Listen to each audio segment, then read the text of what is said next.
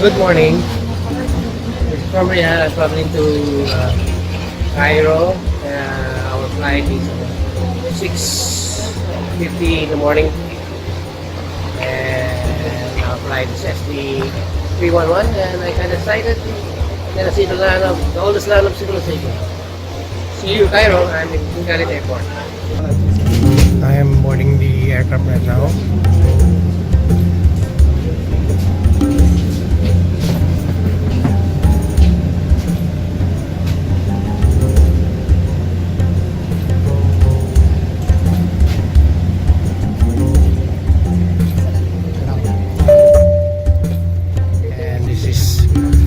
I'm on board right now. This is a 330-400 aircraft.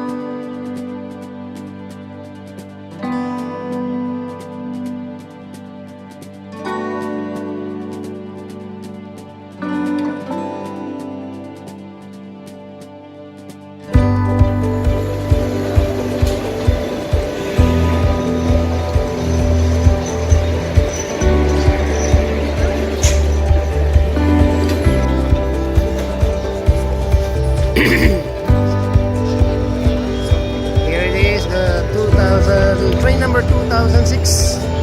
We are on the couch 3, arriving from Ramesses Station.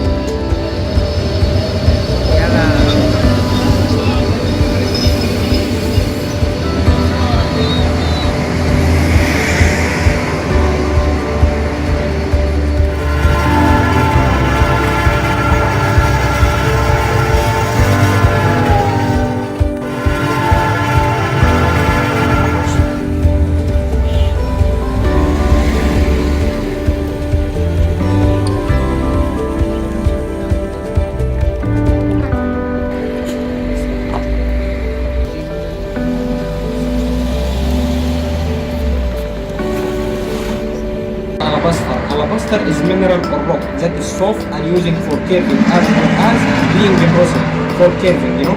Alabaster is 3 different types.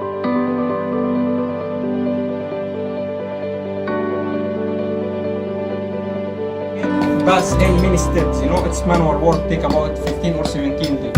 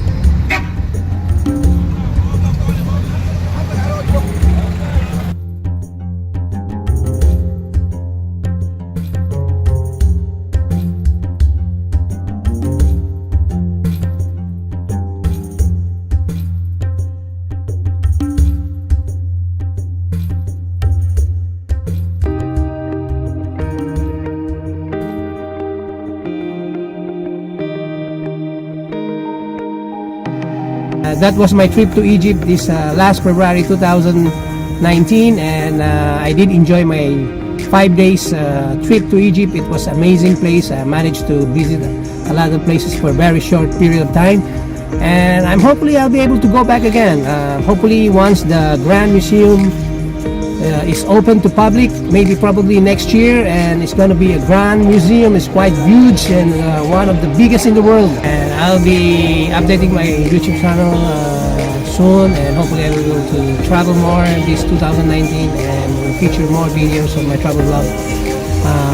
By the way, I would like to say thank you to George for making this video for me. George, thank you very much. You're such very talented man. You're I can say you're everything, man. Thank you. And hopefully I'll be able to come to visit. I love Egypt. It's a very nice place, and I'll be constantly updating my blog, my vlog, my travel blog. Next trip will be Japan, the land of the rising sun. See you on my next trip. Wallah, Egypt is very nice. Wallah, thank you.